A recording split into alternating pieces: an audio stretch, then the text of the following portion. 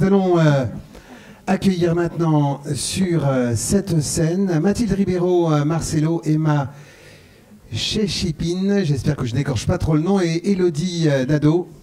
Chechipine, ok. Creux-Normandie, le Creux Centre-Val de Loire et le Grand Est. Oui, c'est marqué là, ne t'inquiète pas, je vais dire Grand Est, promis. Alors, il nous manque...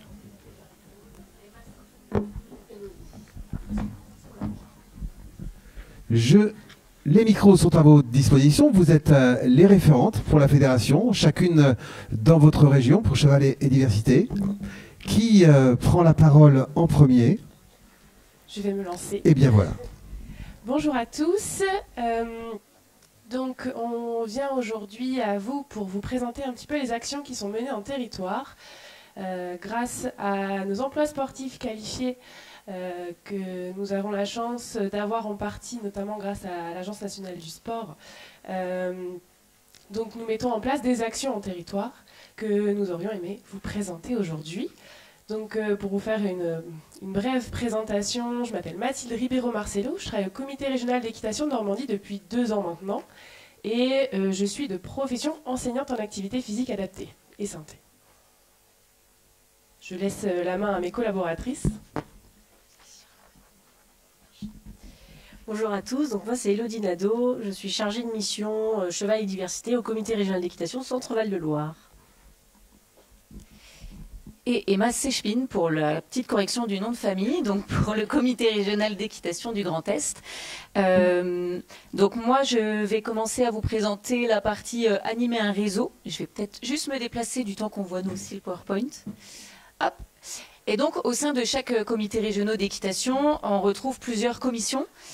Donc qui s'occupent de différentes disciplines ou thématiques et parmi nos trois comités régionaux d'équitation, merci, on a des commissions qui sont Equiandi pour Mathilde et la Normandie, Lien social pour Nouvelle-Aquitaine, donc c'est notre collègue qui est malheureusement pas présente aujourd'hui, et Cheval et Diversité pour le Grand Est et puis également pour Elodie. On a aussi dans la salle Jennifer Roche qui est présente, qui a le même emploi que nous, donc un emploi sportif qualifié, mais qui n'a malheureusement pas pu se rendre disponible pour préparer l'intervention et donc on intervient toutes les trois. Si tu veux lever la main pour manifester ta présence et que les gens puissent t'identifier, si tu es dans la salle.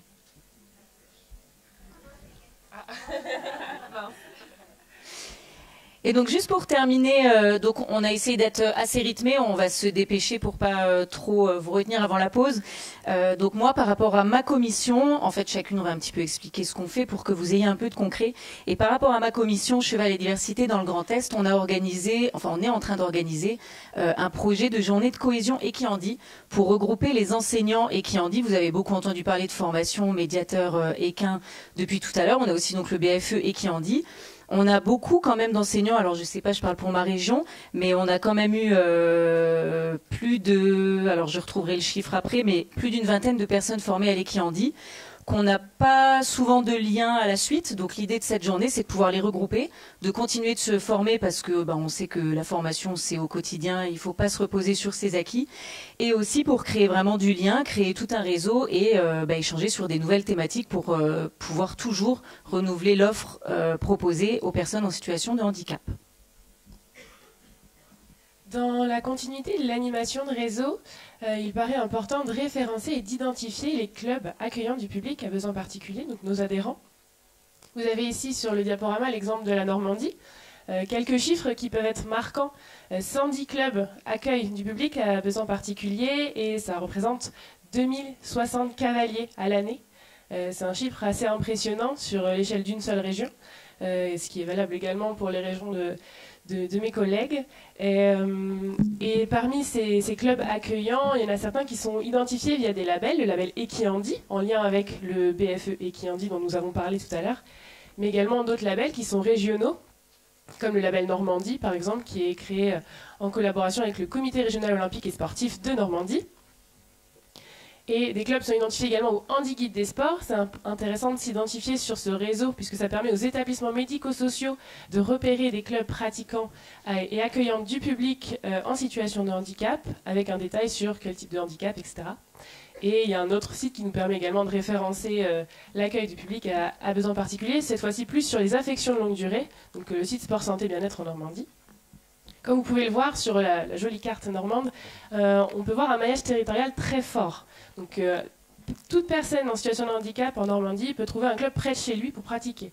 Et ça, c'est des mots forts, puisque aujourd'hui, c'est vrai que c'est pas facile d'avoir la réponse à la demande. Et ici, on peut voir qu'à travers le cheval, tout le monde peut essayer de, au moins, s'exercer et commencer à avoir un contact avec le cheval dans le cadre d'une pratique d'équitation ou de médiation. Les filles, si vous voulez enchaîner avec quelques chiffres de vos régions. Alors moi, quelques chiffres par rapport à la formation BFEH qu'on a fait cette année. On a eu 12 inscrits, donc la formation était complète. Et en termes de clubs, avec le label Handi, Equihandi, on en a 10 sur la région. Et donc nous, pour un petit topo Grand Est, on a 22 clubs labellisés Equihandi mental, 14 clubs labellisés moteur et sensoriel, et on a 14 clubs qui sont agrémentés pour recevoir aussi des enseignants en stage Equihandi. Et puis après, je vais même donner les chiffres des enseignants. On a 66 enseignants titulaires du BFE mental, 54 BFE moteur et sensoriel et 21 BFE équi social. Et on a 15 clubs référencés dans le Handi-Guide dont vous a parlé Mathilde. Pour continuer sur l'animation de réseau, on met en place également des événements comme le concours vidéo. L'avantage du concours vidéo, c'est de pouvoir commencer l'événement en distanciel. Donc, les structures adhérentes de notre région peuvent envoyer des vidéos sur différents thèmes. Donc, nous avons émotion, innovation, humour et équipe, permettant de mettre en avant leurs pratiques avec le public dans leur club, en particulier du public en situation de handicap ou leurs partenaires. Donc cet événement a été organisé pour la première fois en Normandie l'année dernière. Ça a regroupé 9 vidéos et on peut voir que c'est quand même assez intéressant parce que les vidéos ensuite sont publiées sur nos réseaux sociaux. Les vidéos ont représenté plus de 36 000 vues sur l'ensemble de ce qui a été posté et un bon nombre de partages et de likes, donc plus de 1000 likes sur l'ensemble des vidéos, ce qui est assez énorme déjà à l'échelle de nos réseaux sociaux à nous. Donc on peut voir qu'il y a une vraie mise en lumière de la part de nos clubs et cela permet ainsi de mettre en avant leurs pratiques et peut-être des astuces que d'autres n'auraient pas. La remise des prix est assez particulière puisqu'elle se fait à l'occasion du Cabourg Classique, donc un concours international, en collaboration avec Grand Prix. Donc les cavaliers ont l'occasion d'avoir leur belle remise des prix au milieu de cet événement et ensuite on une visite faite par Grand Prix de l'ensemble de la compétition. Donc c'est assez intéressant. Ils restent en général sur la journée pour pouvoir visionner les épreuves tous ensemble. Mais je ne suis pas la seule à avoir mis en place cet événement. Également Grand Est a pu reproduire ce concours vidéo avec 7 vidéos et les 4 cinématiques également disponibles. Donc on a eu un beau total sur la vidéo la plus vue de 3000 vues, ce qui est assez intéressant. Et le Creux Centre Val de Loire va également mettre en place cette initiative en 2025. Voilà.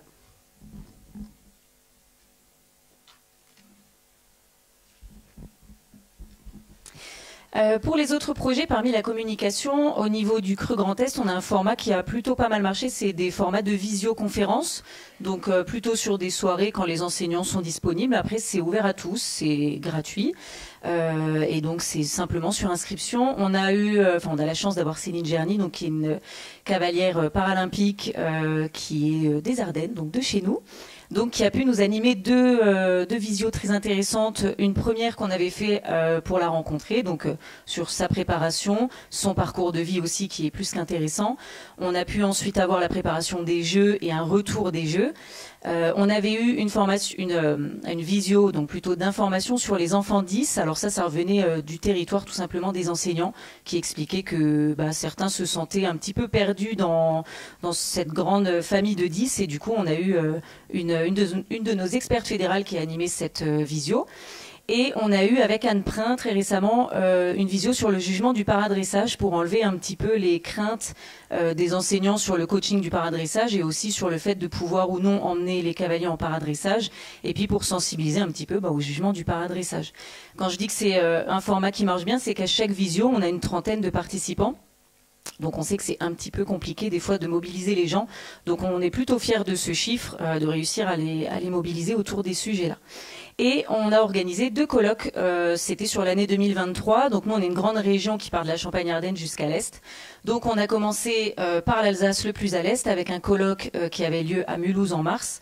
On a une douzaine d'intervenants, 80 participants sur la journée. Le matin c'est des conférences, l'après-midi des tables rondes avec beaucoup de temps d'échange. Et on a fait ce même colloque en fin d'année, donc 18 décembre 2023, au côté opposé, donc en Champagne-Ardenne, où on a touché à nouveau 60 partants, donc ça nous fait quand même pas mal de monde de réunis sur 2 journées. Et novembre 2025, on aura un 3e colloque, pile au centre, pour réaborder des nouveaux sujets autour de cheval et diversité. Ce qui me permet d'enchaîner avec le colloque qui est organisé en Normandie. Nous en avons eu un à Caen, donc en plein milieu de notre région, l'année dernière, sur le thème cheval et santé, où on avait abordé l'ensemble des domaines de la médiation à travers différentes tables rondes et conférences, avec un cheval mécanique, mais également un cheval vivant, sur cette journée. Nous organisons le prochain le 17 juin à Saint-Lô, si vous voulez nous rejoindre. Ce sera en partenariat avec le département de la Manche. Pour développer les pratiques au niveau du Grand Est, donc comme on le disait tout à l'heure, chaque comité régional ayant un emploi sportif qualifié peut développer un petit peu plus facilement les pratiques, puisqu'on sait que les commissions sont très souvent gérées par des bénévoles qui ont une activité à côté. Donc nous, on a la chance de pouvoir développer certaines pratiques. Et nous, en Grand Est, donc moi, ça fait 2 ans que je suis au Creux Grand Est, et on a organisé 2 types de journées qui en dit. Une première qui était pour les professionnels médico-sociaux. Alors je suis désolée, je ne sais plus qui en parlait avant, l'intérêt quand une personne, c'était Marianne qui disait qu'elle a dû organiser une journée pour que les personnes plus hautes placées se rendent compte de l'intérêt de la pratique des activités équestres. On a fait pareil à plus petite échelle en invitant ce coup-ci les professionnels médico-sociaux, les cadres de santé. Donc il y a une grande difficulté quant au mailing pour toucher les bonnes personnes et puis attraper les bonnes personnes. Mais on a quand même eu 144 participants sur 10 départements. Donc on a eu 10 journées parce qu'on a fait une journée par département. Et on a réorganisé cette journée donc à l'automne 2024, donc l'automne passé, pour ce coup-ci les personnes en situation de handicap, pour pouvoir leur permettre à eux de découvrir, parce qu'on sait que c'est un certain coût financier, que certaines personnes ne peuvent, n'ont pas envie d'aller payer des séances d'essai ou de se déplacer. Et ben là, du coup, on a pu les inviter et passer 10 bonnes journées. C'était très sympathique, parce qu'au-delà du côté entre guillemets commercial de ces journées pour les faire venir au centre équestre, il y a eu quelque chose de super. C'était l'intergénérationnel. On s'est retrouvés avec des EHPAD qui venaient en même temps que des IME, avec plein de monde qui se sont mélangés, qui ont fait les activités para-équestres ensemble. Et on a eu la chance d'avoir 10 centres équestres hyper impliqués qui ont pu proposer tout type d'activités, que ce soit de la randonnée, de l'attelage, du travail à pied. Enfin, vraiment, on a eu plein de choses pendant cette journée qui ont fait que les personnes ont vraiment pu profiter d'une bonne journée conviviale.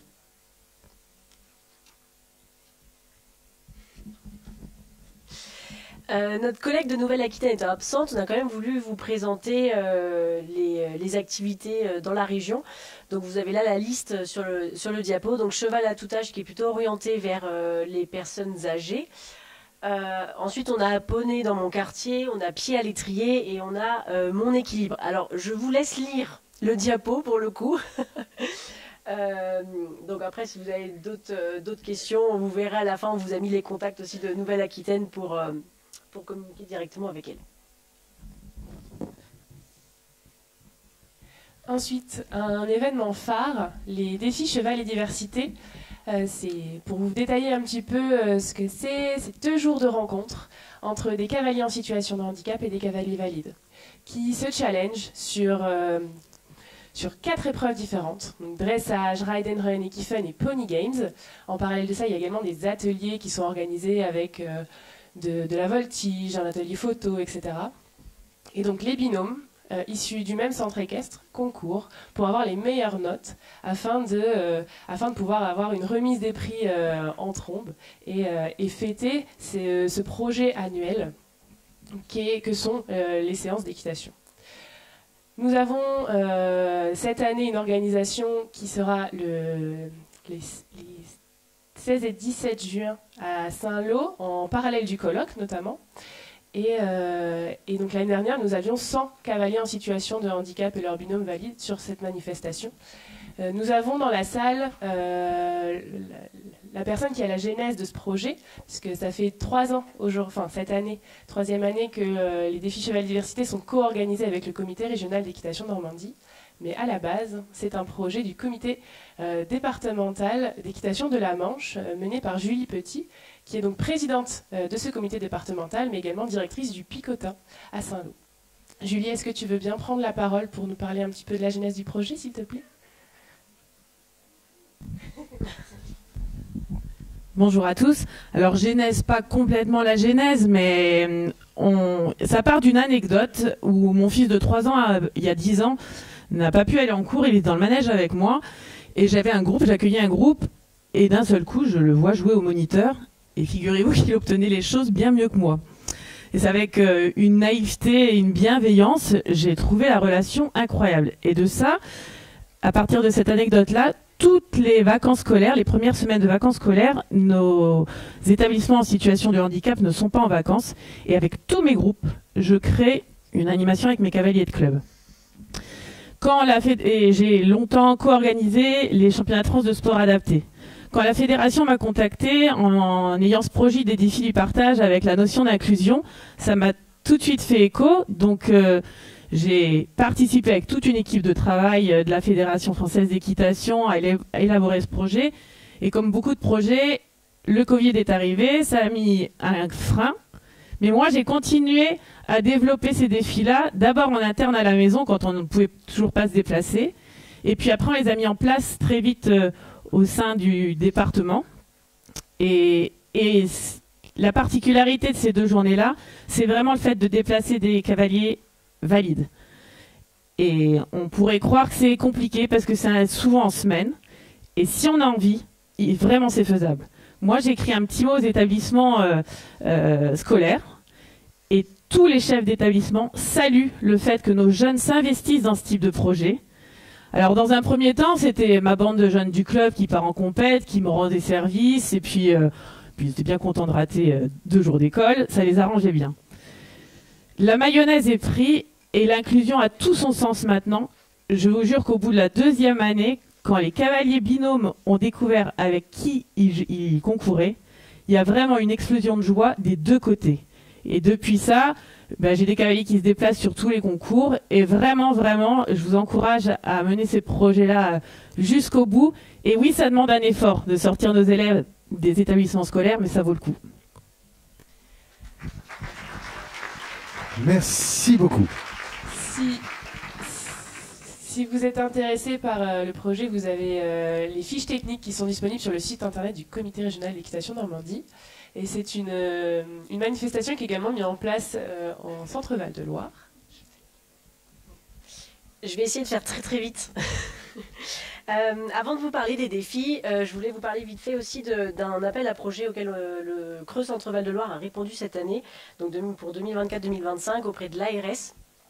Donc c'est une subvention qui nous a permis du coup de mettre en place un projet régional avec 13 établissements médico-sociaux et leurs centres équestres, donc on va les appeler les binômes, sur cette année 2024-2025 avec dans l'idée un minimum de 25 séances d'équitation sur l'année, des séances d'activité physique adaptées au sein de leur établissement, mais également 2 rencontres départementales par établissement, par binôme, qui se font parfois sur des concours officiels.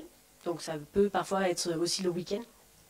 Et la participation au défi Cheval et Diversité qui se tiendront cette année, donc les 19 et 20 mai, à la Motte Beuvron, sur le parc. Je vous le fais très très vite, vous avez tout sur le diapo, mais on est un peu tenu par le temps. Nous, on propose le lundi après-midi des ateliers, donc Ride and Run, Equifun, Equifil, dressage sensoriel, attelage, pony games et longue reine. On a les mêmes le mardi matin sur les compétitions, donc tout ça pratiqué toujours en binôme. Et cette année, on a voulu vous présenter un séminaire le lundi matin sur le thème l'équitation comme clé d'inclusion, le cheval partenaire pour l'épanouissement de tous. Voilà, donc ça sera lundi matin pour ceux qui souhaitent venir nous voir.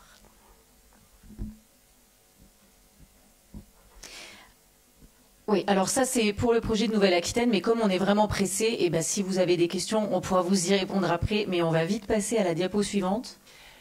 Quand on est au lendemain des Jeux, comment ne pas parler de paradressage. En Normandie, nous mettons en place en parallèle du circuit Normandie un circuit de paradressage qui est organisé par la commission de dressage.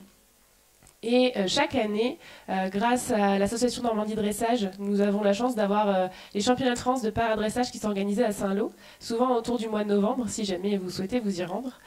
Et grâce à cette belle compétition, nous avons également un duo ride qui est organisé, donc le cumul des notes qui est fait par les cavaliers valides lors du Grand National et mis en parallèle des cavaliers para.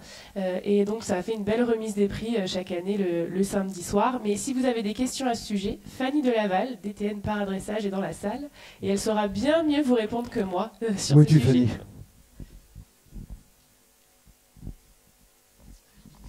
Et bah, du coup, je vais profiter de la dernière diapo pour conclure, parce que quand même notre rôle il est hyper important. Enfin, un de nos rôles les plus importants, ça va être d'accompagner les clubs.